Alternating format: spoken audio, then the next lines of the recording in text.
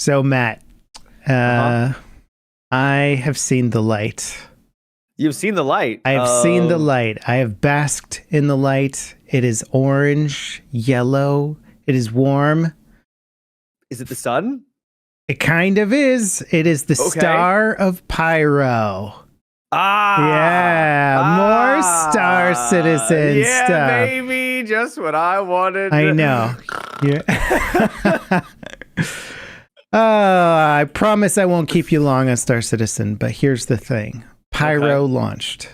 Yeah. Pyro sort of launched. Not really. Okay. It launched to a select group of individuals who have either spent a lot of money or a lot of time testing the game. Or they're super special. Yeah. I think they actually opened it up pretty wide. Like, I didn't see too many people complaining about not getting into Pyro.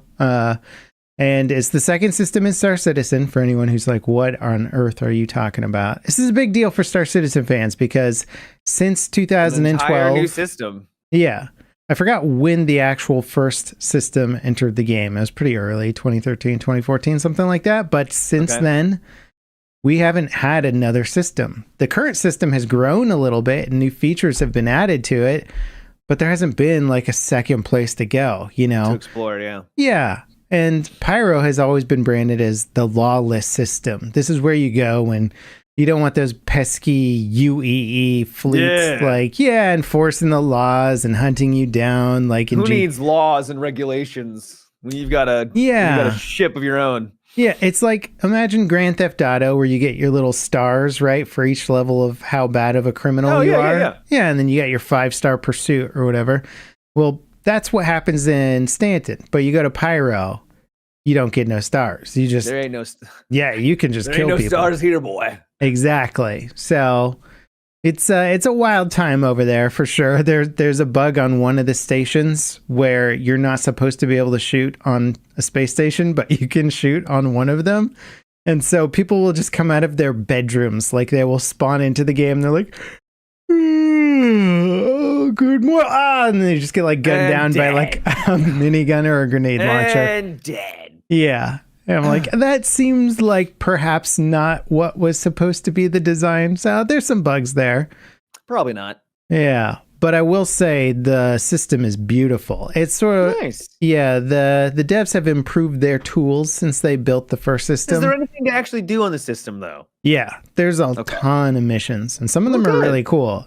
Some of them are, so the stations in the system, they're all like half destroyed because they're kind of derelict stations that have been taken over by pirate gangs and stuff. Okay. And so like asteroids have hit them, and so they're like broken in certain areas, and they're all janky and crazy looking. And you go buy food on one of the stations, and it's like a giant maggot, and it's like squirming around, and you're like, okay, I guess I'll eat this. I guess. Yeah. Gross. Yeah, just stay away from the noodle house if you know what I mean. They're not actually, well, they're noodles, but they're not noodles. I mean, you know, what is a noodle, right? I think we need to really redefine what noodle is, at least in Pyro, right? All right. Yeah. Sounds great. Yeah, but one of the cool things is one of the missions you can take on the station is rival gang missions. So you literally take a mission in the station. So it'll be like, hey, this riffraff have been hanging out in Hangar 13. Can you go over there and clear them out? And you're like, oh man, I'm just like going to a hangar and I'm about to like get into a firefight. Interesting. Yeah. So they're not actually have to fly anywhere. That's kind of cool. Yeah, I like it. It seems like they're really trying to build that a lot more for the PvP crowd, for the FPS PvP crowd here, which is interesting. And they have like buggies in the hangar too. So you can like hop into the buggy and drive it around and stuff. So there's like vehicle stuff mixed in a bit more. It's gorgeous looking. The visuals are insane. And Star Citizen already looks good. Yeah. I was watching a little bit of it and it's very pretty. Yeah. It's again one of those things where I'm still not recommending to the average gamer to jump in.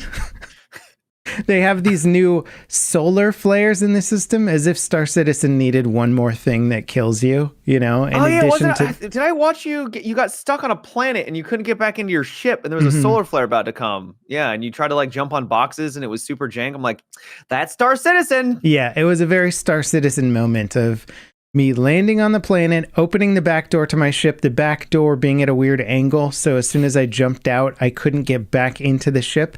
And I was stacking boxes of my armor on top of each other so I could try and jump in. And then a solar flare came, which is a cool new feature of Pyro because they have an unstable flare star. And it just shoots out, plasma, whatever a solar flare is. And like high amounts of energy. Yeah, it'll disable your ship and I guess cook you if you're exposed to it. So yeah, did you get cooked? I ended up, it was taking forever and I ended up just killing myself on the planet in the middle of the solar flare because it kept hitting me with like waves and I was like, oh, I'm not dead yet. Am I just going to die very slowly of radiation? Yes. And then I just killed myself. Yeah, but that's what happens. I did die another time. Today, actually, I logged on for a little bit, got hit with a solar flare while flying over a planet and it knocked all the power out of my ship. And I just went. So you have to listen to the warnings for it. Yeah, well, the first time it wasn't doing anything, so I was, ignoring it. You're like, this is easy. I don't know. Why would I have to? And then you crash into a planet. Okay. Yeah, so there's actual, hazards in the system, which is interesting. Yeah. Yeah. The asteroids are very cool. Lots of gases and nebulous stuff where you're, actually flying through clouds in space now. That's neat. Yeah, pretty cool. It seems like there's going to be good opportunities for literally lurking in asteroid clusters and jumping out on people. I can imagine there being maybe some high priority loot for some quests, and then some people come in, and then they get ambushed by someone who knows that that's a high priority. Yeah. It seems like it's going to open up some good gameplay opportunities. The sad part is that it is not available to everybody yet, and you cannot transition between Stanton and Pyro. You either are in Pyro or in Stanton. Oh, that's weird. Well, because they need the server meshing tech to make that part of it work, They can't just World of Warcraft it and be like, let's just load you into the next server when you get to the edge of this region. And do a loading screen. They're like, no, we got to do it the right way. So the right way, the right way that they have deemed is the right way. But yeah, I hear you. I got you. Yeah. So it's cool. The settlements on the planets are pretty cool. It looks like Mad Max. You get in there and they're just kind of cobbled together and people growing little herbs and stuff on the planet. It tells a bit of a different story than the more civilized side of the verse, which is cool. Yeah. No, it's great that they're adding more content, and I just can't wait until it's playable. Me too, buddy. Me too. I don't want to talk your. I'm gonna get ripped. I'm gonna get ripped in chat. It is playable, Matt. What do you mean? I mean, some of the new. So they've been launching PTU builds alongside of this. This is what's crazy about what's happening right now. Is they just launched a whole bunch of content for the game, and then they're coming out with a whole bunch other content on side servers. So you're testing the next patch for the main server while testing Pyro simultaneously on a different server. And it's a lot of content and it's happening very quickly, which is cool. It makes me think that a lot of the devs have really shifted over to working on this versus the polished state of Squadron 42. But they just added tractor beams to the one of the test branches now, and that's neat. Yeah, ship mounted tractor beams. So now when you blow up another person's ship, you can just get on the tractor beam on your ship and tractor over their cargo without having to actually get into space and go collect their items. That's cool. Yeah, so that's dope. And then they have a tugboat ship that can tractor beam other ships around, so you can tractor beam another person's ship into quantum space, which is pretty dope. You could basically be not a taxi, but you could be a tugboat. A tugboat service around the galaxy. Yeah. Yeah, so that's pretty cool. I'm sure they're saying it's of course a service ship, but everybody's going to use it for piracy and screwing people over. Yeah, of course. You're like, that's a nice crate of gold you got in the back of your ship. I'm just imagining the Andor scene without getting into spoilers. So good.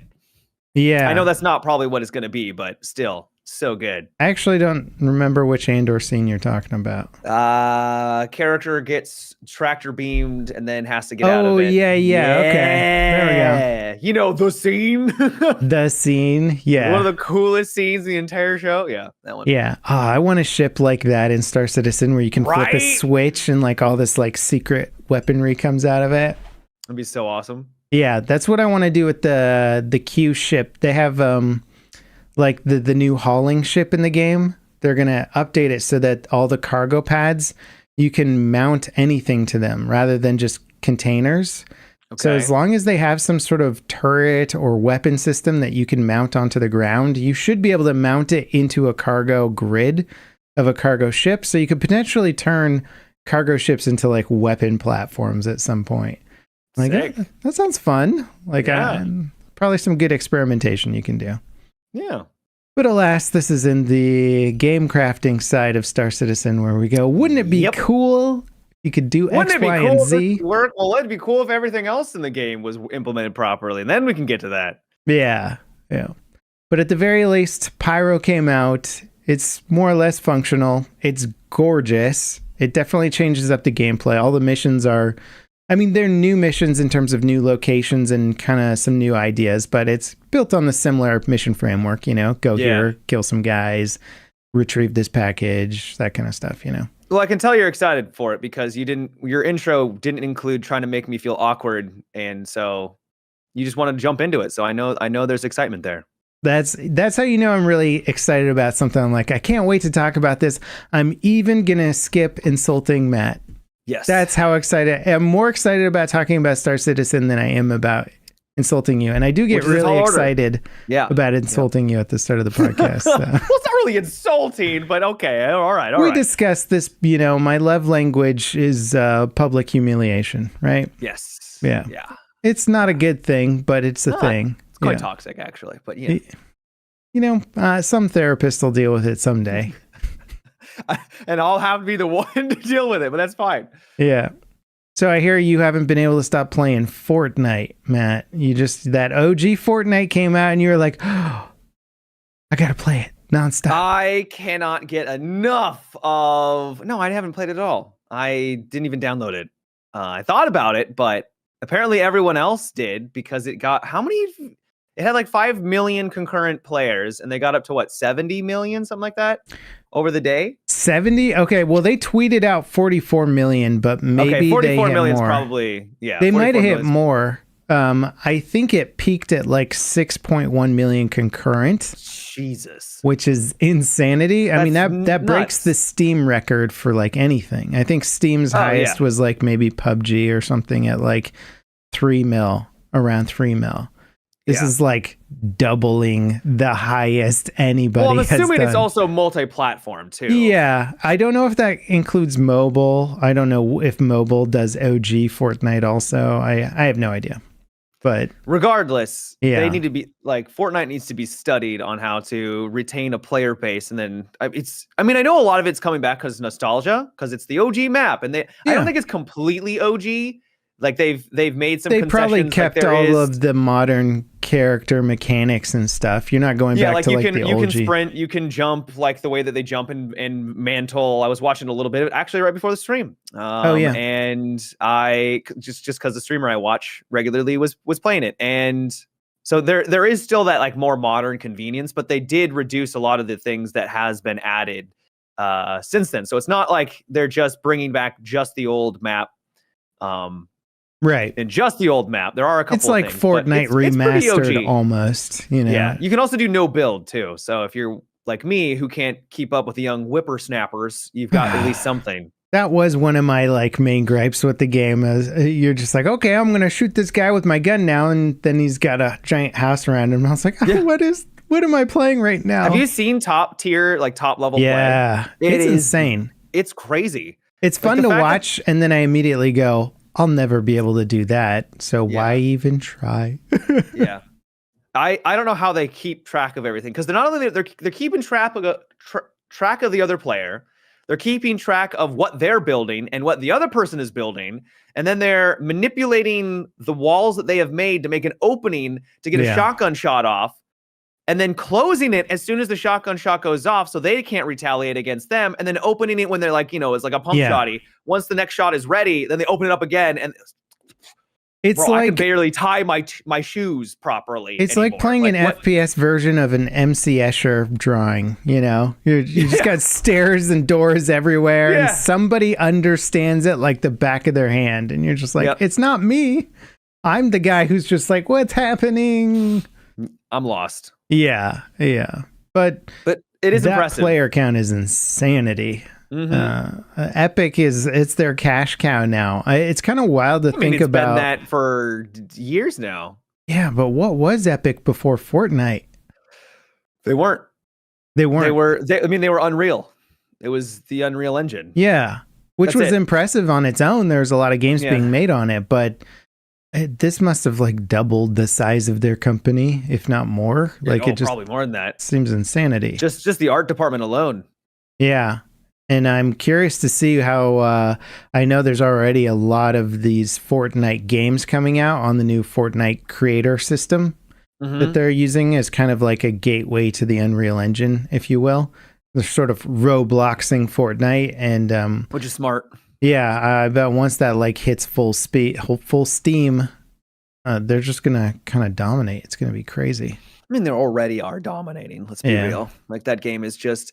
I heard that it's also seen as it's more of a platform for socializing. Like they'll just play with their buddies because that's what their buddies are playing.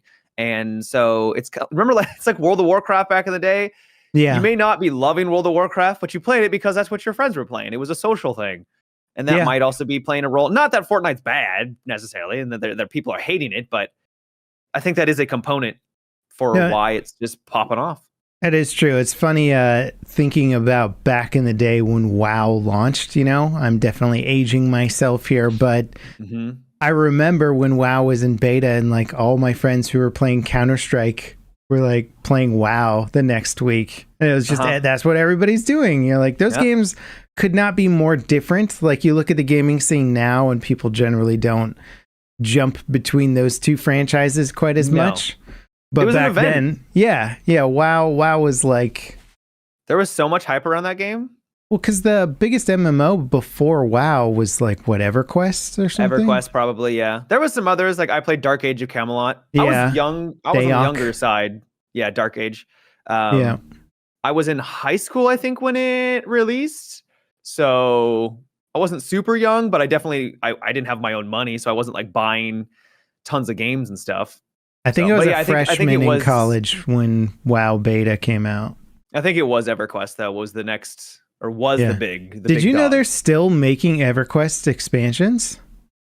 No. Yeah. Well, there was supposed to be. It's still alive. I don't know if it's like alive and well, but it's.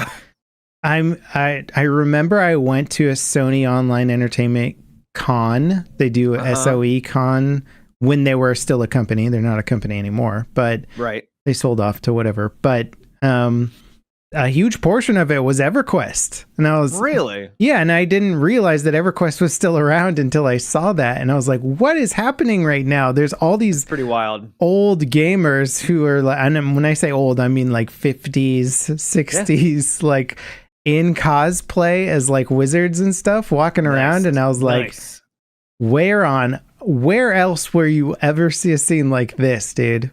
It kind of made me excited, though. I'm like, when we're 50 and 60, Matt, we can go cosplay at like a game con together.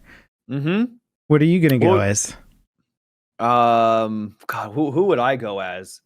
I don't know. Cloud? I couldn't do a Cloud. An old ass Cloud? Would you make a smaller sword so you could carry it around? Your sword would be like a cane or something. Yeah. Oh my God, Cloud. Yeah, that'll be at the remaster phase of Final Fantasy VII. Yeah, like we've remastered it for the 8th time. I'm actually gonna cosplay as the original Cloud, all blocky. Yeah. Oh, nice. Yeah, I want to see. Has anyone done like the OG Tomb Raider, like with triangle boobs? Yeah. That would be great. Oh, tons of people. Yeah. Yeah.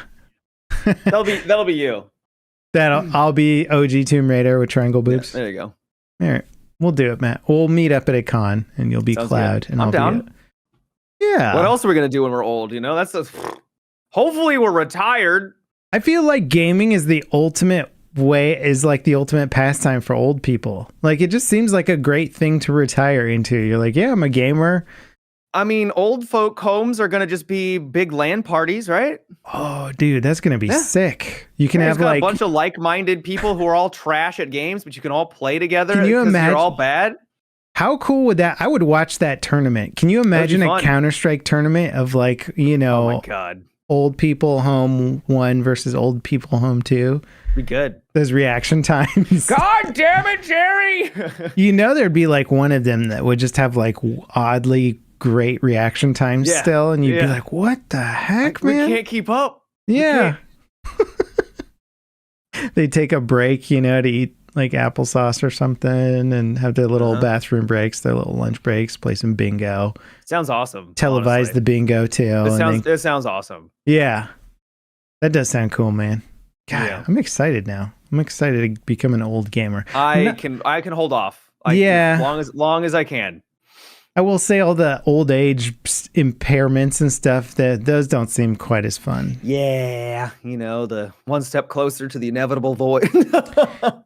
You know, I'm just hoping that we can just digitally down. Yeah, Jason's in chat. I was expecting Jason to chime in for the old people talk here, because Jason is very old. He's ancient, yeah. Very, very old. Nobody knows how old, actually. But yeah, I'm hoping we can be digitally transferred, you know, into the internet at that point, and then we can just hang out in Ready Player One verse or something. There we go. Yeah, that won't cause our own problems. Yeah, corrupted data. Yeah, we'll be fine. Yeah, exactly. It'll be fine. You know, I think that's how interstellar travel is going to happen, right? Is we're not going to be able to go light speed until we can just transmit our data at light speed, right? So it'll be like, hey, you want to go to Pandora? Okay, it's a 4-year trip, but we're just going to like beam your code over to Pandora, right? How far away is nearest galaxy? I'm trying to remember. Oh, it's 25,000 light years. You can't, like, we'd have to figure out something that's faster. Why are you saying galaxy? Why did you type in galaxy? Do you know how our solar systems and galaxies are made? We would want to go to the nearest solar system, Matt, not galaxy. Okay, well, nearest solar. Do you need to take an astronomy lesson again? No. Okay. That's what 4. Okay, all right. So that one is 4 million light years. 4.5 light years away. Yeah. Apologies. 4 light years. Yeah. There we go. All right. So when you're downloaded and you're just being zipped on over, are you just kind of just in stasis while you're? You know what? This is a conversation. I guess so. That doesn't need to happen. I think. Wait. You know what? Are you conscious for that 4.5 years, just going through space and time? No. It's like you know, you're just like a program on pause, right? They just pause you, and then you get to the other end. The idea of being able to just pause forever? Well, if you can skip 4 years of doing nothing, yeah, that sounds pretty good to me. I guess. You pause, end up somewhere else. Terrifying too. I don't know. I mean, the reality of immortality becomes pretty crazy if you think about it. You know? yeah, it really does, doesn't it? This is getting deeper than I thought it was going to. It's getting very deep. Have you ever watched Twilight, Matt? No. That was before my time. I watched it, and I could not stop thinking about the fact that the main vampire guy was like... Oh, sorry. Yes, I have seen Twilight. Sorry, I was thinking something else. Yes. Okay. Hundreds, thousands of years old. I don't remember. He's very old, right? I think he was like a couple hundred years old, but yeah. Okay. Very old, right? If you're a couple... And he was like smitten with this like... Teenager who they don't make her creepy. They don't make her particularly like intelligent either. Nope. She's not like remarkable in any way. Smells good. Really, she smells good. She bites that's her literally lip. like he was like that's what I remember. She bites her lip a lot, and I just remember I was just like, what? There is no way this dude's been around for hundreds of years, and like this is the chick that he's like, I will risk it all for her. You know, like she's like a average high school student. Like, what are you doing, man? Yeah, no, it was once you actually think about it, super creepy. But it gets even worse too. I hear later on. So just so you know, it's the entire thing is very creepy. Yeah. Actually, this is, Bruin's in chat here, and Bruin has been on our Discord dropping some topic suggestions and said, I wish you dudes would talk about more than just games, and that so we went with Twilight first. Yeah, well, and that they enjoyed the Taylor Swift convo we had last podcast. Okay, perfect. Good. To get more into that. Yeah. I recommend Twilight to anyone who hasn't watched it. It's a very good. My friend, he's like, "Hey, you want to go see a vampire movie?" And I was like, "Sure." Wait, Twilight. you went and saw it in theaters? Because I didn't know. He was like, "Do you want to go see a vampire movie?" And I'm like, "Yeah, sure." Hang on, walk cool. me through this situation because that is amazing. You went to see Twilight in the theaters with your friend. Well, it was two friends. Okay. So it was three dudes together watching Twilight. Yeah. Were you the only dudes in the theater? I can't remember. I don't think it was just a pretty empty theater from what it was 15 years ago, Level. Okay. I don't remember. I didn't know that you saw it in theaters. I don't have to justify myself for not having... This changes the story completely. It doesn't change anything. It does. I watched it and laughed my ass off with my wife because it was so ridiculous. But we rented it. We watched, we streamed it or whatever, Yeah. Well, excuse me for being ignorant on a form of media I've never seen before. Matt, you read 10,000 fantasy novels. How were you unaware of what Twilight is? Because it's not adding up. I started reading like I said. I think I was like a freshman or a sophomore in college. When did you get into reading fantasy novels? Junior year. Really? That's when I really started going ham. Yeah. Specifically junior year. Yeah, it's I went to Las Vegas actually, and I was gonna point it behind me. All those books back there, yeah. Mm-hmm. I started reading I'd been reading before that too, but the one that really got me going was the Dresden Files, and I picked that up in Las Vegas. Oh, yeah. Was that for your gymnastic stuff? Yeah. Oh, yeah. Cool, man. Mm-hmm. Hey, speaking of Vegas, man, the next Formula One race is going to be in Las Vegas, and it's going to be an event, man. It looks cool. Yeah, with the big orb thing too. With the orb, man. The orb. I'm very excited go on the for side of that thing. Me too. I want to see T Swift there, man. We could get tickets together. Taylor Swift in the Vegas Sphere. That. And I actually would if she was there and we could get tickets and it wasn't $1 billion, I'd do it with you, man. How much do you think those tickets really listen cost? To T Swift, so those tickets have got to be astronomical. That would be insane. Yeah. Bruin wants to go too. I noticed Bruin's profile pic in Discord has Taylor Swift in there. So yeah, real fan. Yeah. That would be So F1 is racing around the Las Vegas Sphere, and it looks insane. Awesome. I think it's like 2 weeks from now, but I'm quite excited for that. This season's been pretty interesting. Nice. So yeah. You played COD, right, Matt? Did I play Call of Duty? Can you settle? What I've seen a lot of people trashing on the single player, but then I've seen some people defending it, and I just want to know, I trust you, Matt. I trust you. Tell me. Okay, so the COD campaign is a solid bad. It has a couple of good missions. I can't deny that. There were actually some intense good missions, hands down, what the hell's going on? This is fantastic. Or maybe not fantastic, but very, very good, right? And then the rest of it was supposed to be a DLC, right? This was this was meant to be a DLC. I think people keep forgetting that when they're trashing on it because it's that's why it's bad. But I think that's completely justified for criticizing it because they didn't sell it as a DLC. It's Modern Warfare 3. I mean, you go through the list. I even have a thing here, right? They reused Verdansk Warzone assets and locations all throughout the entire campaign. There's literally missions where you are plopped in and there's just a bunch of random AI kind of scattered around and it's open world. Yeah. And you have to go around and find your whatever your task is, you have to complete your task. Yeah. And it's basically like you're playing single player Warzone in Verdansk, which is cool because Verdansk was nice and they kind of fluffed it up a little bit and spruced it with some new decor and stuff so it doesn't look as bare. Yeah. But yeah, that's it's just open world. It's literally rehashing the same stuff where you're this literally.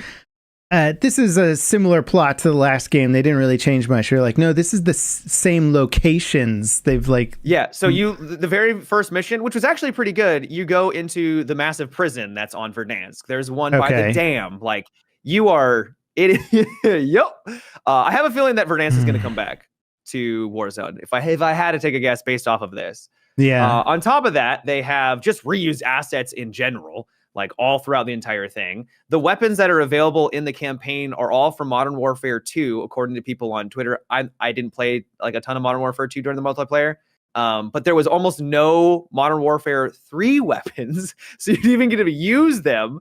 What else was there? The fact that Modern Warfare 2, the maps that are coming out are all remastered from the original Modern Warfare 2. Like, it was meant to be a DLC. This is upsetting to hear you talk about it, because this is the first year that I've decided not to play COD at all, because everything they showed did not interest me in the slightest. And part of that's me getting a little older and being kind of jaded with COD in general, because they just don't do much exciting with it anymore.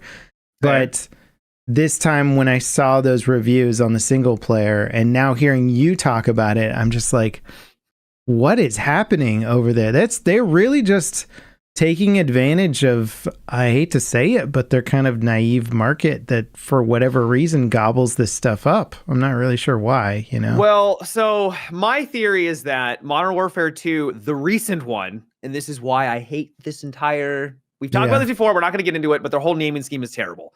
Anyways, so their most recent Call of Duty apparently sold really well, but it didn't keep and retain its player base. And I think that was because of the mechanics that they had for the multiplayer, the movement system, the audio and everything, just the visual recoil. It just didn't keep that player base. And so instead of just doing a DLC that may not have sold as well, because people aren't going to get as excited for like a, expansion pack for a game, they went with the Modern Warfare 3, because even though it may not sell as well because of reviews right now, hopefully it will sell more than just doing an expansion pack. And then people who really like Call of Duty, like, oh, this is what we wanted, because they've changed the mechanics. It's now like the 2019 version more. This is what I want. And so now they can hopefully keep that player base for the live service, because that's really where they make like a lot of money these days, right? Yeah. It's become a live service first game now. Right. So that's my theory for why they went this route, is to like, okay, bring a lot of people back, as much people as we can, and then keep them with those mechanics and hopefully keep them satisfied. Yeah. But man, there's a mission in the campaign. It is a couple of houses. There's a little ridge on the side, and that's it. And you have to kind of either stealth around or go aloud, and it is bad. Here's I played Modern Warfare 2, which, as far as I can tell, was a completely original campaign that they spent time doing. Yep. I thought it sucked. I was so bored out of my mind playing it. It just felt like absolute garbage. And I was you would have hated this then. Yeah.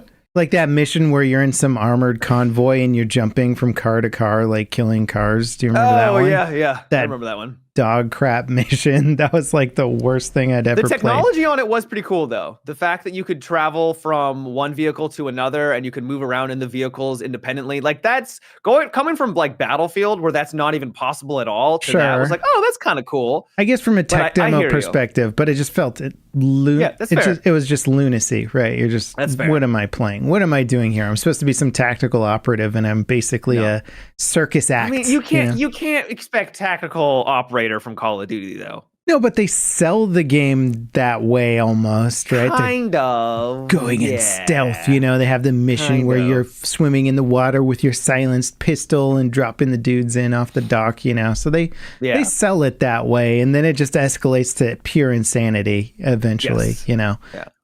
So I didn't like that.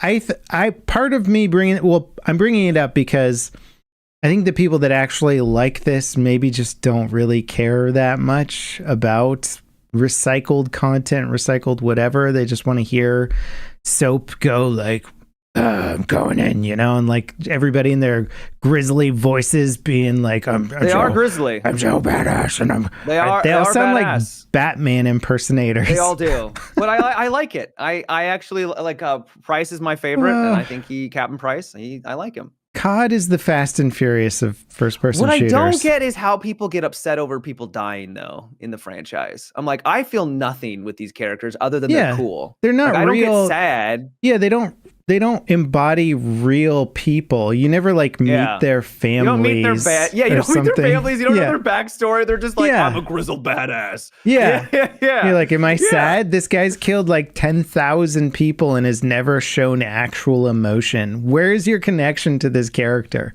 Okay, I'm glad I'm the only one. Yeah. No, I need to see some, like, they can't just be one-dimensional. You don't make a connection with a one-dimensional character, but I guess some people do. I don't know. There's some missions in, I can't remember if it was the 2019 or the last one, where there was some, like, good banter between the characters. I was like, oh, finally, like, this is good. Like, right, this is what I'm looking for. A lot of times it is just very... I'm a badass. I want to see the story of like Soap, and he's back home in suburbia and he's like teaching his kid how to ride the tricycle or something. And then he gets the like call on his phone. They're like, Soap, a nuke's gone missing. If you don't come, this could be the end of America. And he's like talking to his wife, and she's like, you said you're never going back. He's like, it's just this one time. If I don't go, millions of people could. Yeah. And then she's like, okay, you can and go. And then he dies. Like even that level of terrible narrative stuff. Yeah, that's terrible. Would give him more dimension than just like, going dark, that kind of crap, right? Just we don't know who he is. Maybe I'm wrong, and maybe there is some sort of hidden lore that if you pick up all the Easter eggs, something, but. Maybe. I don't feel like you should need to like dive into that though to enjoy and appreciate a story. Yeah, I agree. You should never have to go outside of the game to get the context that you need to make the game meaningful. It should all be there, like a movie. You shouldn't have to read the fan fiction surrounding the movie to understand the significance of the film. Yeah, it's a lot like Destiny, where you there's like a story, but the real story and how everything is connected is all like not off screen. It's basically off screen, and you need to watch a YouTube video to really understand the nuances of everything, where they really dived into all the different text logs and audio logs that are scattered around everywhere, and then piece all that together so that you can actually enjoy the story. Yeah. I remember. Do you remember when the reboot Star Trek movies came out? And they had the Chris Pine as Captain those Kirk. movies. Yes. You remember the first one of those? It was probably just called Star Trek. I don't know what it was called. I think so, yeah. Mm-hmm. The people didn't like it that much, and part of it was based on like the story being kind of hard to follow or not really getting a lot of context with it.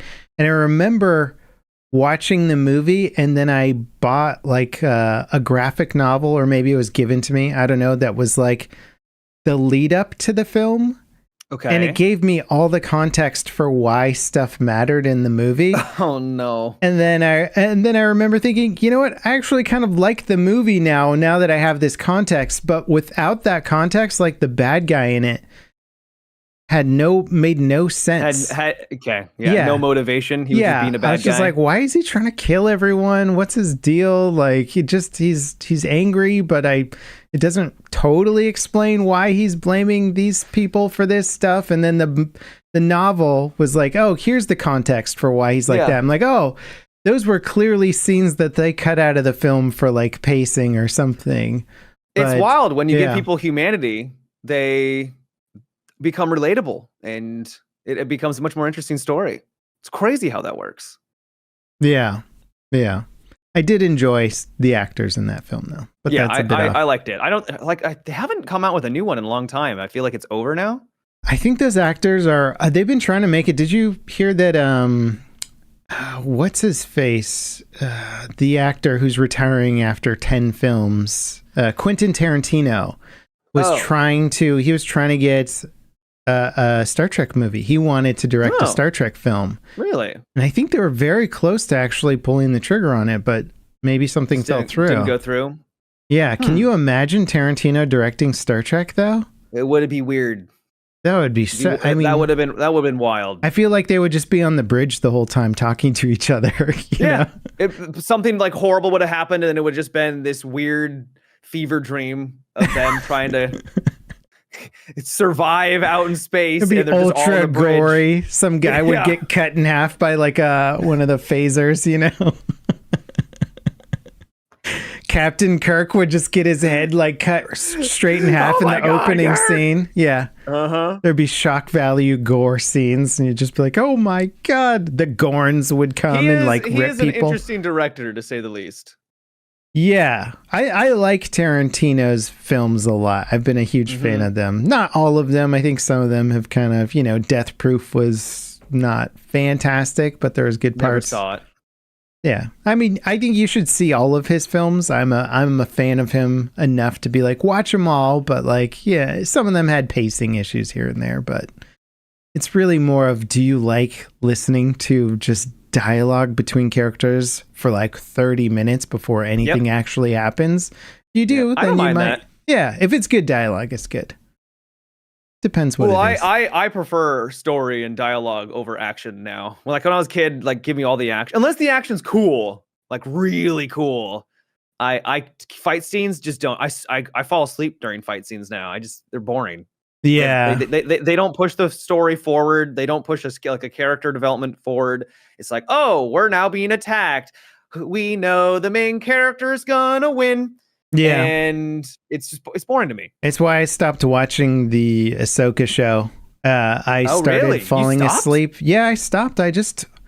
Wow. I might put it up on the side while I'm like playing a game or something, just to try and get some of the context. But I've just about checked out of Star Wars at this point. I feel like the games have been fun for me because there's a little bit of gameplay keeping me involved, and I feel like with the games, they're able to actually execute more interesting plot lines.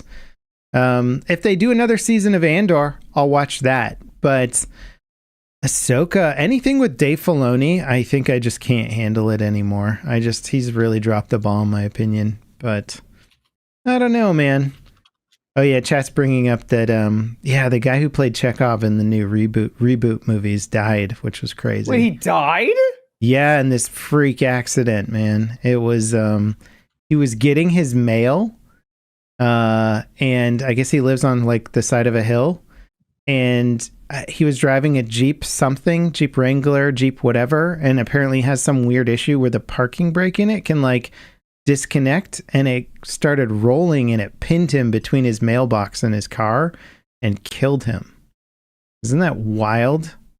Jesus. I know.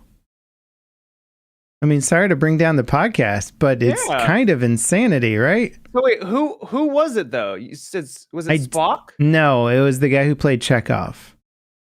Oh. Anton something. Yeah.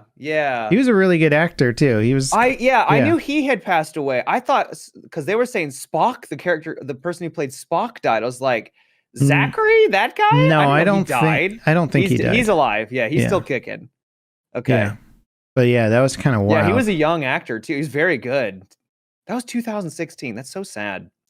God damn it. This whole like mortal thing is just freaking rough, bro. We need to get downloaded ASAP, dude. I'm waiting for Elon to make his little neural link thing, you know? Beam me up, Elon.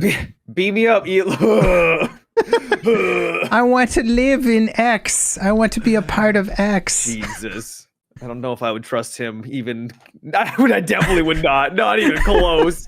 No way. There's no chance. Trust anyone to host your data on their databases, man? No. I mean, God, no. No. Backups on backups, baby. Yeah. Oh, it'd be. But then if you're just a backup, it would be a Black Mirror episode. Oh, Did you 100%. ever watch any of that stuff? No. Oh, I think I told you once I watched like It wasn't. I thought it was the first episode, but it was confusing because I didn't know what was the first episode, and it was the one where everyone is rating each other's interactions. Yeah. And I got so much anxiety. I'm like, bro, this feels way too close for home, and I had to stop watching. Yeah, Natalie had a panic attack while we watched that together, and we had to stop watching. And because it was one of those episodes that feels so real. It's sort of what's happening in China with their social credit system and stuff. Yeah. And no, I don't know why, but it just my monkey brain just freaked out when I was watching that episode, and I literally had to stop. Yeah. Well, there's an episode that kind of reminds me of what we're talking about with being downloaded a bit, where people in the not too distant future have these smart houses, right? We're all making smart houses right now. I can turn off my thermostat on my phone, right? It's a smart house. Well, in the future, the smart houses are really smart in that they know exactly what you want all the time because you download a copy of your brain into the house's network. Oh, no. And then the copy of you knows that you like your toast toasted at this time when you wake up in the morning and your bath set to whatever degrees. But now you're inside of the house. Yeah, but here's the crazy thing. So the episode shows it as this woman, I believe it's a woman, she downloads her brain into the house and then she appears in the house and she's like, oh my God, I don't want to be here. This is a nightmare. Right. And then basically she tortures the copy of herself into submission. So they just say, oh, you don't like this? Here, we'll put you in solitary confinement for 5 years. Because you're in a computer program, we can just speed that up. And that's like 10 seconds for me. And then her mind is being tortured. A copy of her mind is being tortured horrifically inside of this smart house into submission to basically do everything that Jane would like to have done for her in her smart house. So they're enslaving a copy of their brain in this computer to do your bidding. That's where I was going to go. That's where I was. Yeah. I didn't think it was going to go that direction. But it also reminds me, have you ever seen Severance? Yes. Severance is fantastic. Similar concept, right? Yeah, You're sort of enslaving yourself, but erasing that side of your memories so you never have to deal with it. Such a great concept. So good. I think they're doing another season. Yeah. Oh, they better do a season 2. They better. Yeah. Such a good show. Such a good show. I just finished season 2 of The Bear. Really good show. If you've watched that. I need to watch that. Yeah. Solid. It's a chef show, right? Yeah. Cooking shows are great. It's a chef show, but it's more of a character driven show than anything. Like the food is the backdrop to the show, but it's really more about people kind of finding themselves in life and sort of dealing with their stuff. I feel like that's true for most. Like, I mean, Ted Lasso is not a soccer football show. It is a character driven comedy, but also wholesome, just best goddamn thing ever. I love that show so much. I need to rewatch it. Yeah. Well, you should watch. I've been telling you for weeks now to watch Wrexham. Wrexham season 2 is almost over, I think. But the thing is it's real. Right. It's like Ted Lasso, but real. And the stuff that these people are going through, it feels like it's written because of how crazy the events are. You're just like, there's no way this is going to happen. And then it happens. Yeah. And you're watching it, but it's real. So you're watching it happen to real people. And the show's incredible. Yeah. I'm watching High Art. I'm watching Attack on Titan. Thank you very much. The final episode for Attack on Titan. Bro, how long did they take to make that? Because I watched the first 1 or 2 seasons whenever they came. Yeah, 10 years ago. I have like a vague memory of that show. And then they stopped, right? For a while or something. There's been some gaps, but they didn't stop. There was a huge gap, I think, after like season 1 or 2. Yeah. And then it got a little bit more regular. Okay. But they really started to drag the narrative at the start, and then I fell off, and I was like, something needs to happen. They keep kind of like cliffhanging you over and over and over. Craziest show. Like from start to finish, because it starts off as, some kids, heavy stuff goes down, they try to fight the Titans, and then by the end, there's no way you can predict the ending. Like from where you begin to where it ends, there's no chance. I was at season 2, I was lost. I was like, I have no idea any of this stuff. It's total insanity. It could just be, they could all wake up in virtual reality by the end, and I'd be like, that makes sense. Yeah. That makes as much sense as anything else you would have said at this point. It was highly ambitious, and everything was really well done. It's bizarre, and it's very fantasy, and I've heard that people like the ending of the animated version more than the manga. I heard that too, and I went online because a lot of people were saying the ending was very bad for the manga, and they changed it, and then people still thought it was bad. And so by the end, I was surprised because I liked it. And I was like, oh, did they change it? And apparently they changed a couple of dialogues here and there. But I liked it a lot. So who knows? I don't care. I liked it. That's all that matters to me. I don't have to convince anyone else to like it. Well, that's cool. Why are you so defensive, man? Why are you like, I liked it. I don't care what anybody says. If you like it, just like it. So I read a theory that a reason why a lot of manga. It's not Twilight. You're right. It's not. It's beloved. Okay. Also, Twilight's very beloved too. I think it's besides the point. Yeah.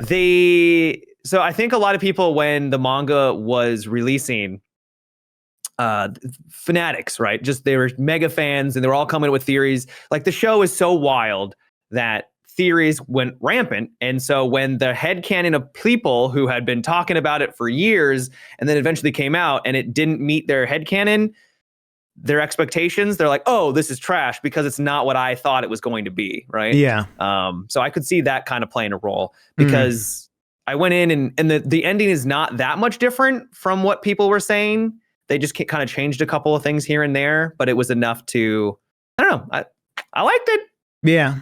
It's one of those things where it's like, if you read the manga, then maybe it upsets your opinion of the show. Whereas if you just come in not knowing anything, then you maybe accept it better. Maybe. Yeah. Well, that's cool, man. What else have you been playing, doing?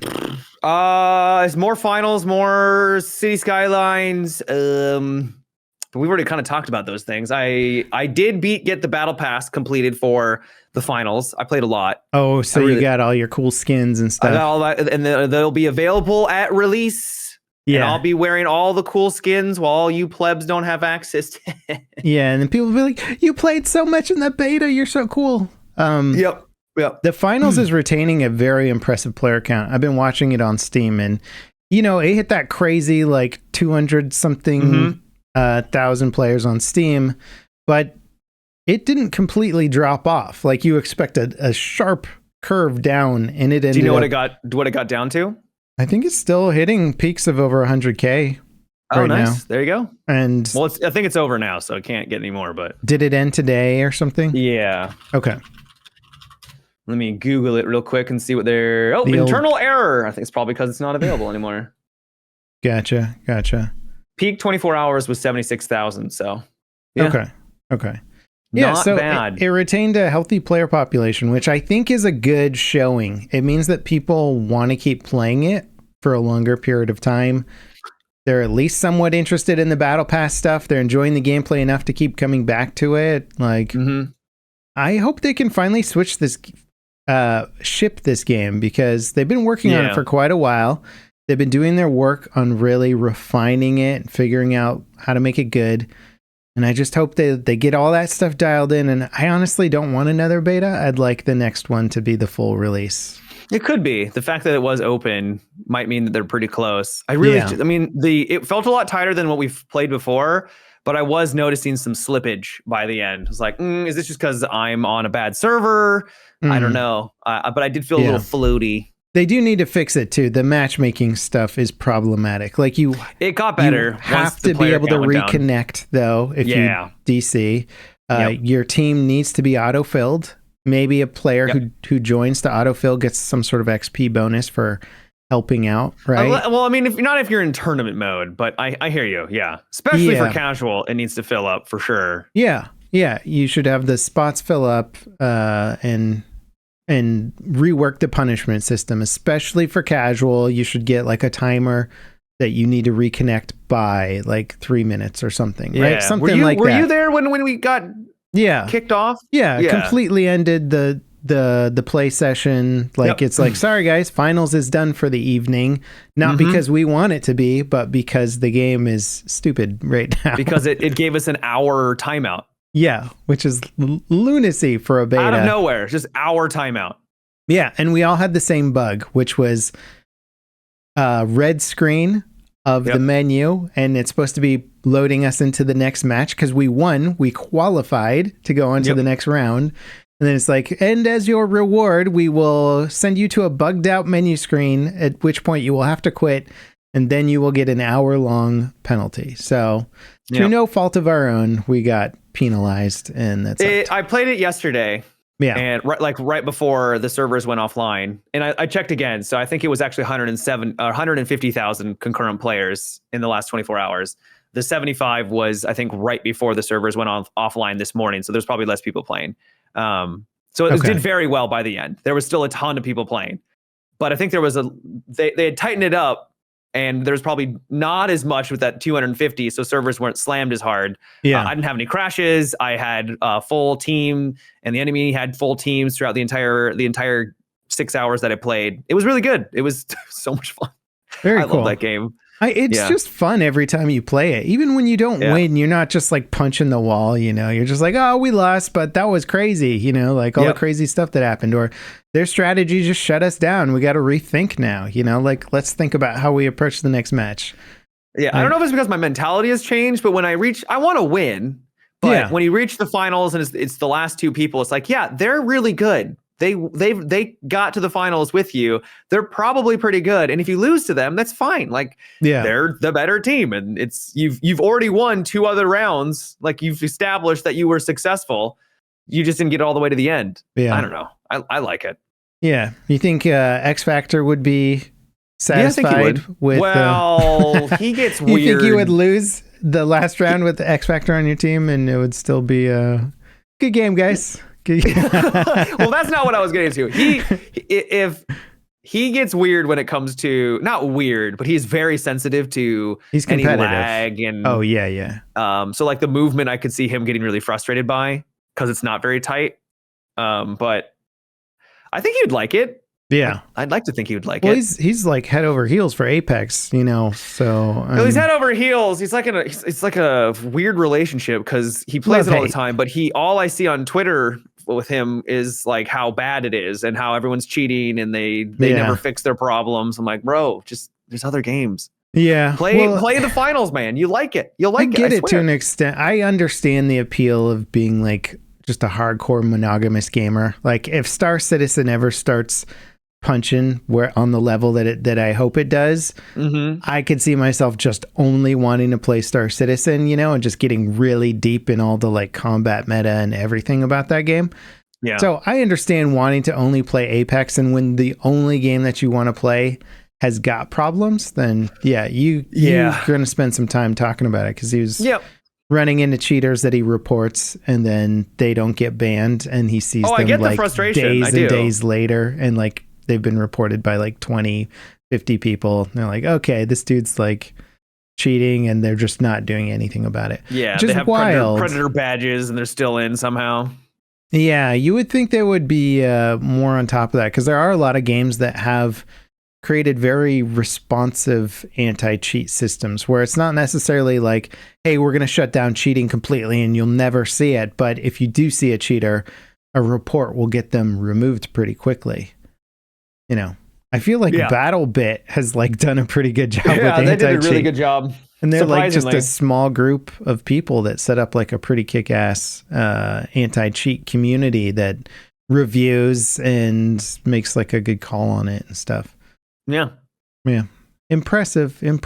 Those guys are invited me out to come check out their game at like one of the Gamecom things. And this month I can't go, of course, you know, but Kids. I got to check out that game again soon. I know the player base kind of dropped off for it, but I think it's still going. I think it's plenty healthy, but it died down a bit, which it was going to happen. Like my mentality for games has been enjoy it in the here and the now. It doesn't have to last for a decade. It's okay to have a game, you know, drop off a little bit in this player count. Yeah. Yeah. Have you seen the there's a little bit of COD. I wouldn't call it drama. I don't know. I've come to really respect Shroud a lot in that now that he doesn't seem to be tied to one or two games so much, he's really sort of opening up his criticisms on things. Okay. And he sort of made this tweet about this other COD player, more competitive COD player, that was like, this guy's great. I wish he wasn't wasting his talents on Call of Duty. I saw that.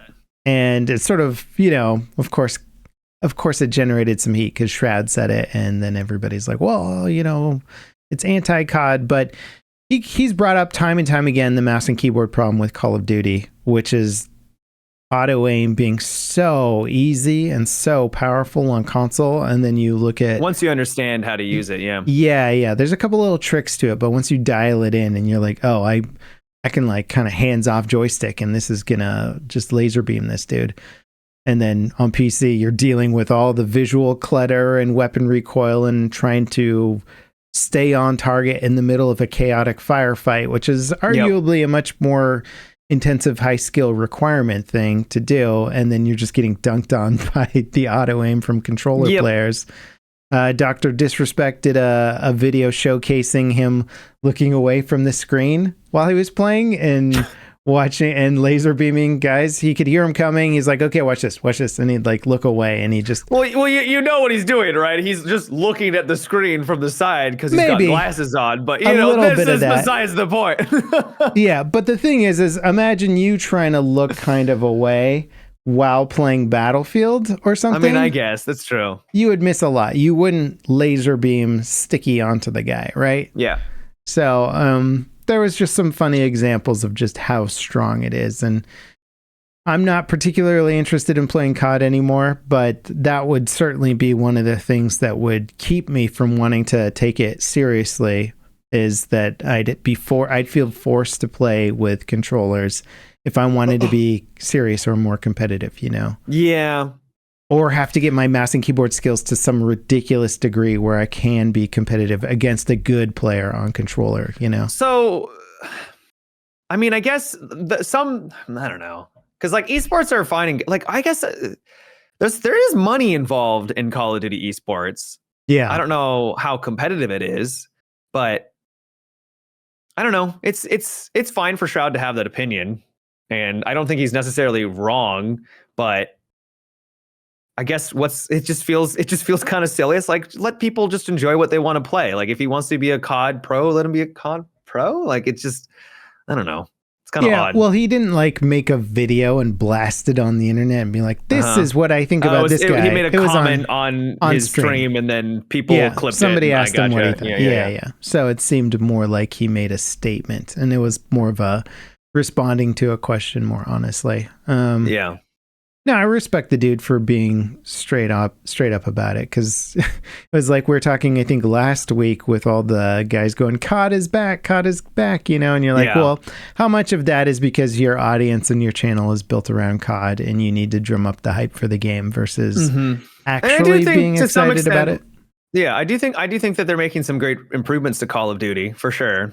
Yeah, and a lot of them being the things that you just talked about is that you're right, because when you have aim assists, you don't have to deal with as much visual recoil because the gun will just automatically go towards them. You don't have the clutter to deal with because once again it just goes towards the target. So I understand. Yeah, and you can feel when a game is balanced or designed around controller input. Yeah, because you're like, if you were trying to build this for PC input, there's no way you would let this muzzle flash go, right? Because I can't see my target with the muzzle flash, which is not as big of an issue on console if it sticks onto the target.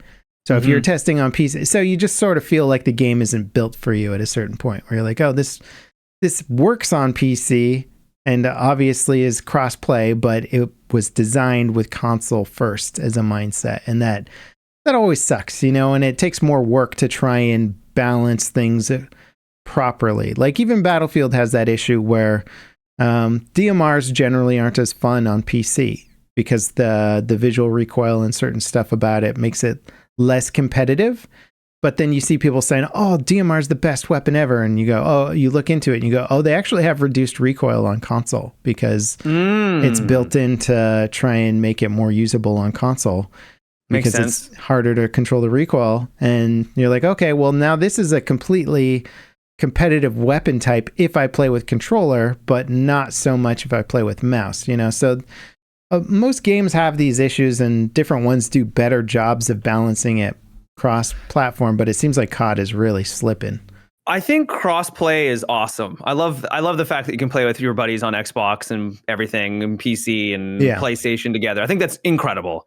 But it's pretty wild because and it could just be because I'm slipping with my accuracy, but to have the precision of a mouse and keyboard and get absolutely stomped on by people using a controller. I'm like, you are so accurate with this. This is insanity how accurate you are, you know? Mm-hmm. And it's like, I don't think it's just because as I've grown older, my accuracy has died down that much. I do think it is because the aim assist, but trying to dial that in, because like if there was no aim assist, I don't think there would be a competition. I think mouse and keyboard would wipe the floor. It wouldn't even be fun, right? It wouldn't be fun for them. It wouldn't be fun for you because you're just dominating.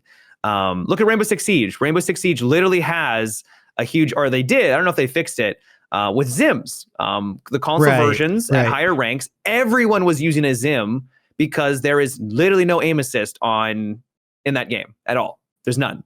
And so if everyone at the higher level is using mouse and keyboard, it's probably for a reason, right? And for people who don't know what a Zim is, it's a little thing you plug into your console, your PlayStation, your Xbox, and then you plug your keyboard and mouse into it, and it emulates a controller, but it gives you mouse and keyboard input, so you can more or less get that level of accuracy without having mouse and keyboard support. It's not as precise, or it has input lag, I think, compared to a regular just PC mouse and keyboard setup, but it's still way better than... It's way better than not having aim assist, basically. Right. And I know that there are some people who don't need aim assist at all, like they are just gods with the sticks, and it's impressive. But I think for the vast majority, like that, it's assisted for a reason. And I don't think aim assist is bad, but trying to dial that in so that it does feel fair for everyone is, I think, an impossible task. I don't think any game is ever going to dial that in. I don't think you can flawlessly. ever get it perfect, but I think you can get it a lot closer than what COD has. You're probably right, yeah. And then Halo did an interesting thing where they added aim assist to PC. They did. Which I was that is the last thing I ever thought I would expect to see. So if it wasn't clear enough, like it. I'm not a fan of them doing it, but it's like, it's just there, and it's way more subtle than you think, but it is there. It's wild, man. It's if it wasn't clear enough how much of an advantage aim assist is, PC players were getting dunked on for Halo, and they had to give them at least a little bit magnetism so that when they went for like a BR shot, like their shots would land all like consistently. Isn't that the weirdest way that you thought somebody would ever try and solve that problem? Is like, it is strange. Yeah. Aim assist is too strong on console. What is the solution? Not dial down the aim assist because people really enjoy the feeling of it. Let's just dial up aim assist on PC. And that is, I think you get to the heart of it, is that it's fun on console to have your shots land, right? Yeah. It's fun. Do you think like 5 years from now, aim assist on PC will be the norm because it'll just get to a point where that seems to be the most agreed upon way to balance it between platforms for crossplay, is to just give PC players the aim assist just a real mild aim assist. I don't know. I don't even know if I'd like that though. Well, think about it from this argument, because I don't like it either. Like I would rather them just try and dial down the aim assist on console. But from the executive money grubbing angle, you want people to play your game. Yeah, you want the game to be easy to get into. So what makes it easier to get into? Well, just dial up the aim assist on every platform, and we'll try and equalize it, but every platform will have it to some degree.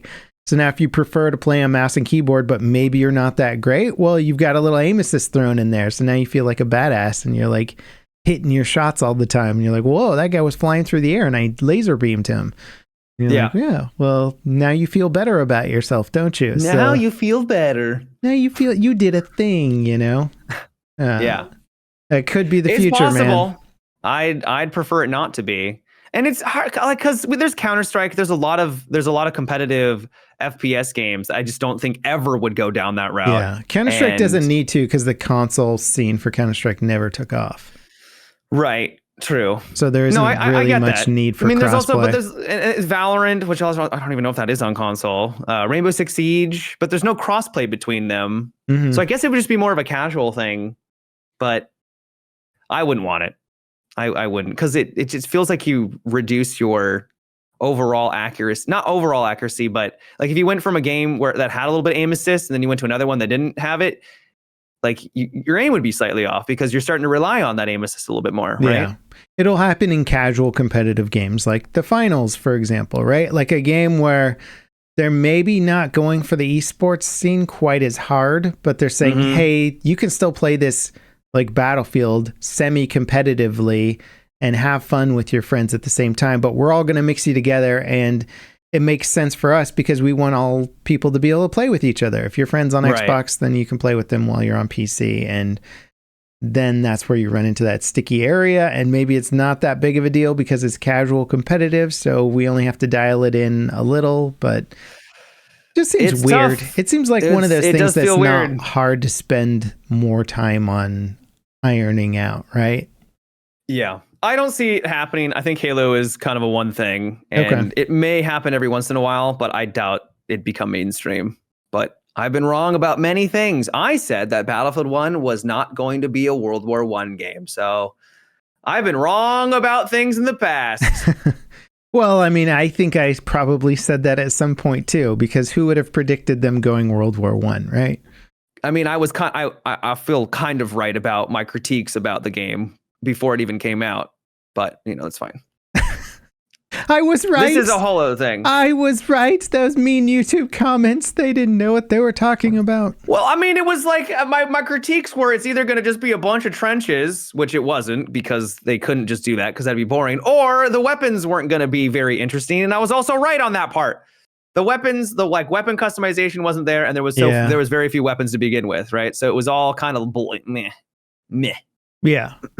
Yeah, that was unfortunately a downside. I wish they could have figured out a way to give you optic options and weird modification options, but it just wasn't really a thing, It doesn't make sense. It doesn't make sense during World War I because they didn't exist. And so I get why they did it, but the game was already sort of an exaggerated version of the war because you're using experimental weapons that never really saw because they realized that they had to, right? Because you couldn't just give everybody a bolt action rifle. And that's all they would use during World War I, right? Is bolt actions, but not in the game. They had shotguns and they did have little SMGs and stuff here and there. But for a lot of the fighting, it was majority of it was not. Yeah. Yeah. Yeah. It was cool though, man. Still one of my favorite games, even. It's a good game. Yeah. Don't get me wrong, but I feel like I was right on the fact that if you wanted a World War I game, they'd have to really change things a lot, and they had to. And even with those changes, I still think it was underwhelming in at least the weapon department. Yeah. Someone says Battlefield 1776 when? That's Bruins. What is 1776? Is that the My history is terrible. Yeah, I'm totally not Googling this. I'm assuming that's the revolution, right? Yeah. Now I feel stupid. Yeah, it's the Revolutionary War. Yeah, I didn't want to say it too loud. You made me question of am I wrong? Pretty sure that's the Revolutionary War. Can you imagine? I would actually be down for that. Jesus, go back to school. Hey, I mumbled revolution and I didn't commit to it because I wasn't confident. But that's what I thought he was talking about. I would be down for a straight up loading the muskets, put in the powder. Quick time event. Yeah, well, you'd have to so you have your bayonets, right? So you'd have to have some sort of deep melee combat system. What's that game that's still going strong from Ubisoft? You know what I'm talking about? For Honor? Nope. Oh, yes. Yeah. That one had a really good melee combat system for multiplayer. Pretty fun. Yeah. I went back and played it. But the problem is they would have to make the game mostly melee combat, I feel, because the reload or just exaggerate the reloads. Because what was it? They call them Minutemen, right? 60-second reloads. And that was fast. It was a long time. So they call them the Minutemen because that was a fast reload.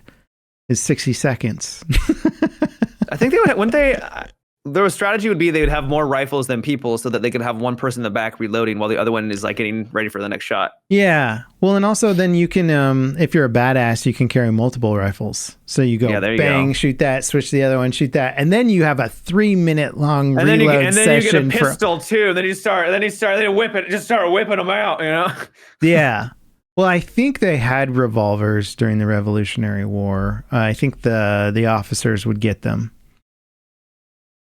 That's not what Minutemen means? Oh, God. Go back to school.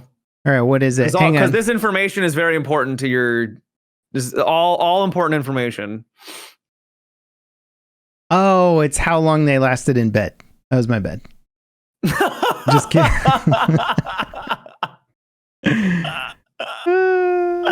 I didn't know you were. I'm just kidding. Oh, wait. Minutemen. Okay. Okay, known for being ready at a minute's notice. Hence the name. There you go. Okay, hang on. What was the average reload? We got to find out now. Reload time, Revolutionary War. Let's find out. Okay, a minute or two to reload a rifle. Wait. During the Revolutionary War, it took an average soldier around 15 to 20. So why am I getting different info? Because the internet is full. Dude, there's so much random stuff. 3 to 4 shots per minute was, I guess, a trained soldier. Okay, that's pretty quick. All right. Sorry, people. We're giving out bad information. There's so much bad information online. There's this YouTube video I saw of this doctor, and he kept, like, he was giving this advice on how to, like, you know, clear out your arteries and stuff like that. And he was advising eating, like, really fatty cheese and like sausage. I'm like,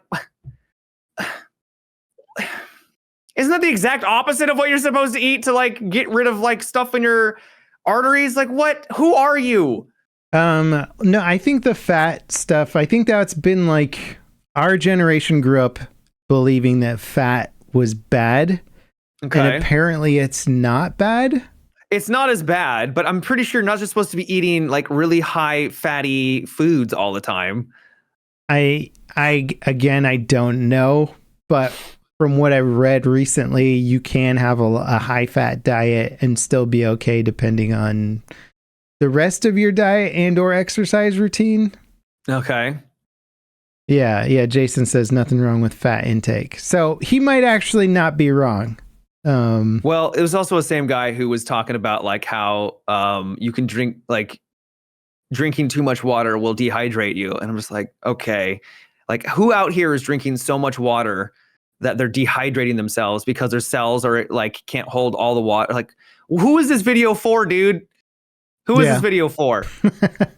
Apparently there's no revolvers during the Revolutionary War too. All right, I do need to go back to, I need to go watch me some documentaries, dude. Or just don't. Just be naive for the rest of our lives. I have, you know what the thing is you watch those documentaries, but they don't talk about the weapon nuances as much. They're more like General so-and-so marched his men, you know, and you're sort of getting the ballpark play-by-play of the war as opposed to like, here's the nuances of what the weapons could do. My knowledge of Revolutionary War weaponry is limited. It's fair. Mine's pretty limited too. Yeah, it was. I guess probably. I don't want to say anything now. I'm pretty sure that the Civil War they had revolvers though for the officers and stuff. I'm pretty sure. Better watch yourself, Level Cap. I'm gonna get schooled by all the old guys in our chat. Yeah. Got a bunch of old people sitting around here. But I would be down for that game. I would be down for somebody to try and make that a fun experience, because even if you kind of bend the rules a little bit to make it more fun, like, okay, maybe a 15-20 second reload's too much. Maybe we speed it up. Maybe you're like the elite of the elite. They're never doing that level. At least not Battlefield. I hope you're wrong, but do you have information that we are not aware of where they're going old school musket battlefield? no, that would be insanity. I can't imagine they would, but I hope they do. I hope they grow a pair someday. I hope they've got like enough time to like build out their mainstream. Like, here's our military battlefield, our modern military battlefield shooter, and we've done it. We've delivered it. We've perfected it. Here's your game. Everybody's happy. And now it's just like a fun one-off on the side project. We're going to do the Revolutionary War. No, give me either futuristic or 40K battlefield. That's what I want. I would take futuristic. I'll take a more futuristic than 2042 battlefield. Like, yeah, I'd be would down as well. for that. I 2143 or something like that. I think Battlefield has kind of created a problem for themselves in that their best games have been modern military. So they've built a really big audience around modern military. Yeah. And now those people don't want a sci-fi futuristic game. They want their modern military. So I think it's very hard for them to push outside of that. And even the historical stuff like World War One and World War II, I've noticed that it's much more popular with the European audiences. The player spikes in European time zones and not a US time zone. Significantly. Yeah. So I'm like, well, crap. I don't even think the US player base or the North American player base is as big into historical shooters. Well, I have the mentality, as long as the game is amazing, like people will, no matter the setting, people will play it. So if they did go futuristic, I think the modern military crowd would be like, oh yeah, I'm gonna play it because it looks awesome and it is awesome. I don't think setting matters as much to people as people claim it does. I mean, let's look at Destiny. Destiny's literally space fantasy, and it's one of the biggest franchises out there. So yeah, but they didn't start with a fan base that was like, oh, Destiny 0 was modern military, and now you're going. All right, well, what if DICE just made a Battlefield, didn't call it Battlefield, but just called, but it was futuristic? Yeah, I guess like Mirror's Edge or something, like make a weird sci-fi game. Yeah, I think what all that really matters is the game good? People will play a good game. That's fair. I don't think setting matters as much as people like to claim it does. Yeah. So I hear you went to BlizzCon. I didn't go to BlizzCon, the cosplay but I did show? watch a little bit. I don't cosplay, level cap. You didn't break out that Chun-Li costume from a few years ago? Why would why Chun-Li at a Blizzard cosplay? Yeah, that one doesn't make any sense now that I think about it. It was Jaina. I was Jaina. Black Widow, right? From Overwatch. Widow. What's her name? Widowmaker? What's her name? Widowmaker, yeah. Widowmaker. Okay, whatever. Yeah, that would make sense. I haven't played it in a while. I go as May, actually. Tracer. Love Tracer. Yeah. But she doesn't exist, so. Is there what's the thing with Tracer? She doesn't exist now or something? No, she's a fictional character in a video game. I can't. Oh, okay. That's how she doesn't exist. You know what? We're not going to get into it. It's like, did I miss something with the plot? BlizzCon went on, and while not a ton to show, it was exciting to see Chris Metzen, I think his name is. Okay. And he used to work on World of Warcraft, and everyone kind of blamed him for how WoW story is kind of a little formulaic. Was getting formulaic by the end. Mm-hmm. And there was, I think, some hope that when he took off that the franchise would maybe tell different stories and maybe better stories. But like there was a nosedive in certain quality and a lot of the story as well. And so he's now back, and it was fun to see the hype at their convention when he got on stage. He's very charismatic, and it was fun to watch gamers be excited for their game that they're passionate about. Yeah. I don't plan on going to play World of Warcraft again, but it was cool. You played a bunch. You played the DLCs when they come out, don't you? I was really big into World of Warcraft when I was in college. I've seen you stream it, dude. I swear, like the Burning Legion or something. I don't know, whatever. No, I don't think I've ever streamed World of Warcraft. Oh, really? I don't think I ever streamed it. Did you play it though? Yeah, I played a bunch. Like I said, in college, it was my game. No, I mean more recently. No. Really? No. Okay, you haven't come back to it. I think the last time I played was Legion, which came out in oh man, I don't even know. WoW Legion release date came out in 2016. So it's been a minute. Yeah. Been a minute. Yeah, I would love to see like an engine overhaul for WoW. You know, that would be like an exciting thing to like get me back into the game. Would be like, here's WoW, but you know, this engine more or less came out in when? Like 2003? Long time. Something? They have updated characters so that they're more HD, but it's still World of Warcraft. Yeah, they've done some visual overhauls to make it a little better, but I'm like, it would be nice to see like a big upgrade, you know? And they've always been dancing around the console integration, which is funny that supposedly they're working on another MMO, but who knows? Yeah, I kind of hope they don't go for WoW too. You know, I feel like just like keep building something this. Different. No, or just keep building up WoW, you know? It would be cool to see them trying to upgrade it. But then again, looking at EverQuest, it doesn't look good. If you go Google an image of EverQuest, you're like, oh, I thought that it would look as good as EverQuest 2 at least, but no, it doesn't. Nope. It looks like the OG EverQuest. I mean, sure, I'm sure resolutions have been improved, like the resolution you can set your game to and stuff, but it still looks like you're playing Minecraft almost, you know? Yeah. So they didn't really, I don't know what the rule is for updating visual stuff. Like, do you piss off too many people because now they can't run the game on their like Windows 95 PC, or do you know what I mean though?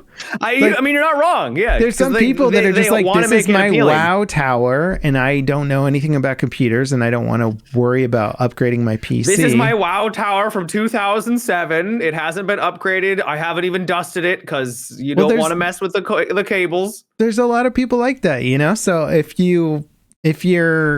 a quarter of your player base is running on an ancient machine and then you upgrade the game, do those people just go away forever? Do you lose a lot of your monthly income?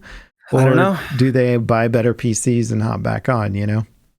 I feel like the game could look better.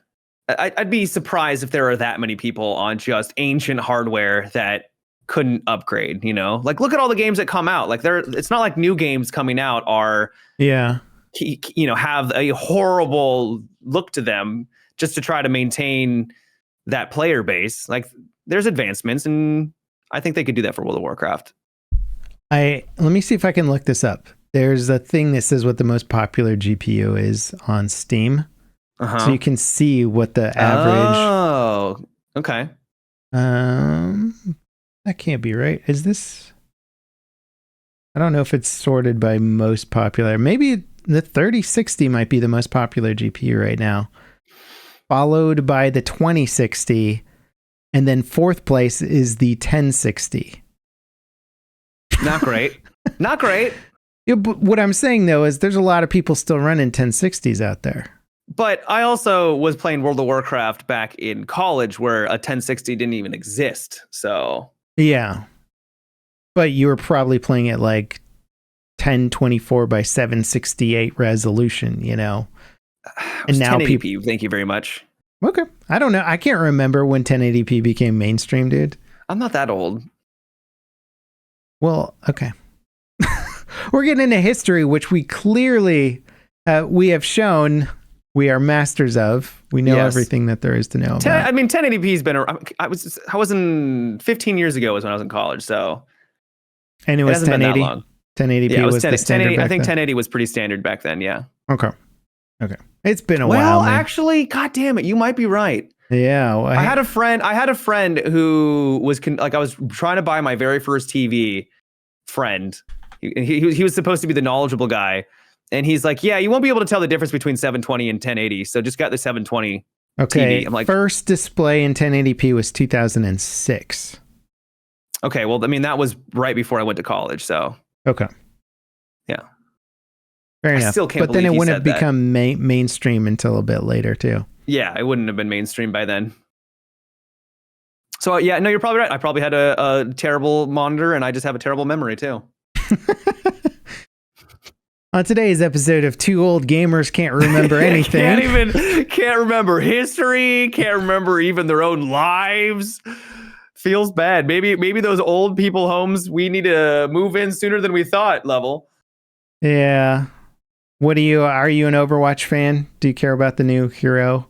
I mean, Mauga or whatever his name is. Yeah. He looked cool. Guy with guns. Guy with giant guns and a burly chest. Mm-hmm. He looked neat. I might go back and play it. I actually went back and played with when they introduced Life Weaver, I think his name is. Uh-huh. And they were fun, but I actually got the battle pass and I completed the battle pass, and then I stopped playing as soon as I completed the battle pass. I was like, wait a second, was I only playing for the battle pass or was I actually enjoying it? And I couldn't tell. Yeah. So Overwatch kind of feels like an all or nothing game to me. Like it's either your game and that's what you play and you don't really play too much else, or you don't play it. It kind of feels like that because you really do have to be keyed into it to be doing good, I feel. It was fun. Yeah. I enjoyed it. I don't think I was just playing because of the battle pass, but they mismanaged Overwatch 2. It had so much potential, and it essentially just was a rebrand so that they could add in battle passes and redo their monetization for the game, which is such a shame. Did they announce any other projects now that they're owned by Microsoft and all that stuff? I don't think so, no. Did they say anything about Diablo? There's going to be a new expansion coming out in 2024. They talked about some seasons because I think there's new seasons soon or happening right now. I can't remember exactly. There's going to be a new class. Can't remember if they announced what the class's name was. One that's never been introduced into the Diablo franchise. So that's cool. And it was, BlizzCon was solid, but there wasn't anything that blew me away. They don't have... I'm not a WoW player anymore, so. Yeah.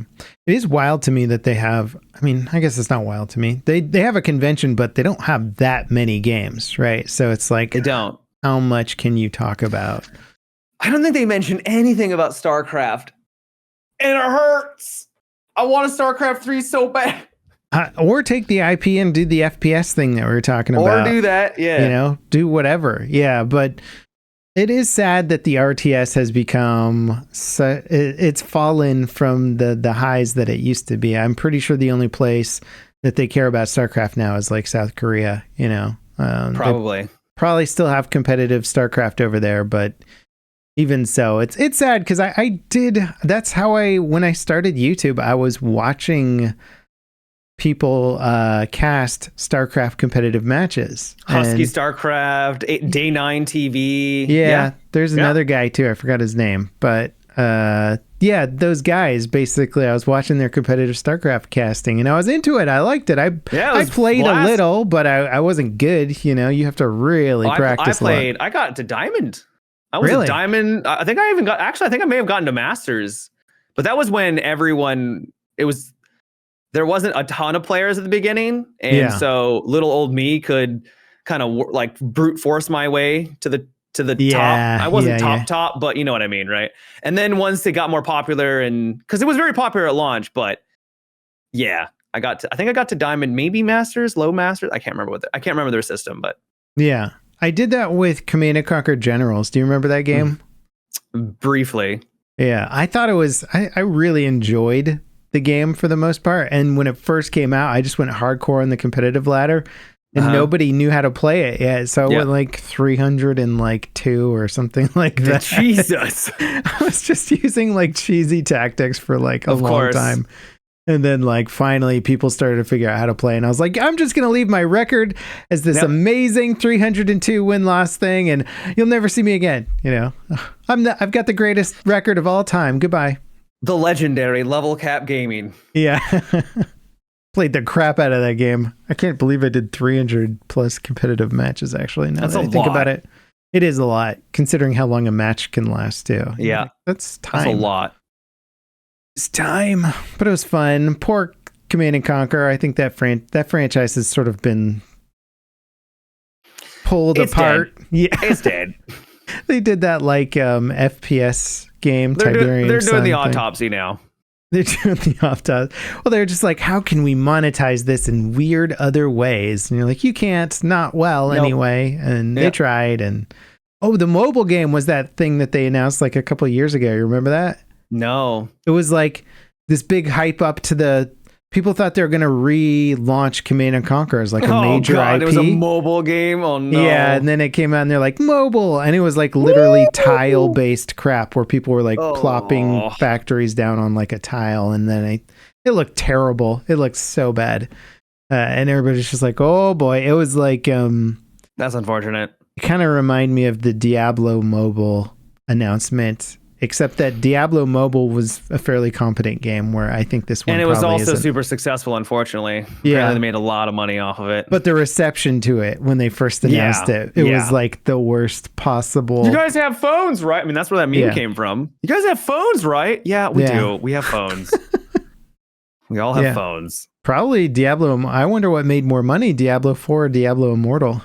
You know, I hope Diablo 4 did. For the love of God, I hope it did. Yeah, but I'm thinking that long term, probably not. I bet they could. It's not that it's dead, but the player base has dropped like massively because I guess there's just not that much end game stuff for people to do. Yeah, they prioritize the casual side, which is fine, but it's not a like hardcore. There was nothing to grind for. The loot was really boring. A couple of things here and there. You never really felt like you were getting stronger because every time you leveled up, the enemies would level up with you. It's like, oh, cool. Well, I'm just doing the same thing then. Yeah. And so I like what they're doing with this upcoming season. There's going to be different bosses that you have to take down, and they get progressively harder and harder until you finally get to Uber Lilith, I think. So there is going to be some progression with that, which is nice. And I hope that they can redo like a Loot 2.0 update or something to really push it over the edge and bring more people back. Because I'd like to go back. I actually thought about re-downloading it. Yeah, I would too. I mean, I love the Diablo franchise in general. Wasn't as big in Diablo 3, but Diablo 4 felt more closer to Diablo 2, which was like my game. So I hope that one's solid. I hope the updates for it can kind of refine it. And I mean, they did so much work. Do you remember how much people hated Diablo 3 when it came out? Yep. Granted, I never came back around, but it built up a huge audience after a while. Like they really figured out how to do their seasonal content and get people on board and do all this stuff. Why didn't they learn from that when the 4? I think because it's such a big, complex game that it took them that long just to refine Diablo 3 into something that was compelling. I know, but why not take those same lessons and then implement them into 4? I don't know, Matt. Why did DICE launch Battlefield 2042 in the state that it was in after Battlefield 5? And I don't. Nobody knows, really. No, it's an enigma. It's a mystery. I think it's hard to make games and producers are just like, ship it now. You know? There's only so much money you can lose developing a game before some producers like, that's it. You've been spending too long on this stupid project. Ship it now. And then they just got to ship it, you know? And they ship it and it flops. Well, yeah, I think Diablo 4 made its money back, but I think it did too. Player retention is I was more referring to 2042, but I hear you. You're more into 2042 than Diablo 4? I was more referring to 2042. In terms of floppage. Yeah. Flopping. Yeah. Do you think they're going to make a season 7? They're doing pretty well this season, so... You're speaking logically, which, Yeah. For you're rationalizing it with logic. Will EA rationalize it with that same logic, or... will it be too hard? We've talked about this before. Yeah. I did a poll since last time we talked. Maps take a long time to develop. So for them, for some reason. For them. So if they don't have one in the works, it's probably not going to happen anytime soon. So if they see this player base and like, let's capitalize on it, they're already too late to capitalize on it. Yeah. I did a Twitter poll yesterday or something, and it was like 54% thought yes, there would be more seasonal content. So it's pretty close to 50-50 of like some people think yes, some people think no. I could see one more big content update and then nothing until the next Battlefield. Yeah. That would be cool. I mean, I'm for it, I thought their latest modes and stuff were really fun. And the zombie mode I thought was terrible. Really? You didn't like it? I didn't like it at all. No. Okay. I thought it was fun, but it wouldn't be my preferred way to play Battlefield. I thought it was just one of the more inventive ways for a seasonal event. It was unique, and I like that they tried something. So I respect them for trying it, but I played on Redacted, and I never had an interesting game. Every game was me going from objective to objective, the enemy being like camped in their spawn, and literally nothing happening. Oh, wow. Yeah, 3 games of that, and I was like, okay, this sucks. I had more balanced games when I played, so okay. Maybe I don't know if it was more balanced, if the mode is actually balanced, or people just figured out how to cheese it after a while. Who knows? All I can say is that I literally just got just camped objectives, or either got camped myself, and it was not even close, for at least on Redacted, which I felt like was the map that was designed for it, because that's literally where the robots are coming from. And then the other maps were a little bit better, but still, it just felt a little tacked on, where it's like, oh, there's random robot zombies now charging at me. It was pretty awesome seeing like 50 robots shoot rockets at a flying helicopter, though. That was pretty dope. They shoot rockets? They will shoot at vehicles, yes. Missed that part. They all missed because it was moving, but it was terrifying seeing... They have no predictive aiming skills. Yeah, they had no predicting at all. That's funny that they all missed. That all their shots went into the exact same spot and missed. Yeah. That's cool. Well, should we wrap up the pod? We've been going for quite a while now. Sounds good. You got I hear you've prepared some words of wisdom for us this week. I do. I have a notebook now with nothing. There's nothing in it. There's Matt. These people, they're aimless. They need your guidance in life. All right. So my piece of advice is that failure is a key to success as long as you learn from your failures. You're welcome. Thank you so much for that insightful bit of advice. Now you guys can go on and live your lives to the fullest with that bit of information. What do you want from me? You're like, you need to come up with some advice. I'm like, okay, is this a joke? And you're like, no, it's serious. I'm like, all right. And then I come in here with some actual advice, and you're like, wow, that was terrible. End the podcast. We're ending. You're welcome, everybody. Thank you guys so much. Oh, and do the Patreon thing. We got all our Patreon members in chat right now. Subscribe, hit that little bell thingy so you can beat that YouTube algorithm. That damn algorithm. And we appreciate your support. And take Matt's advice to heart, and you'll do well. Yep. All right. Thanks, guys. Bye-bye. Bye.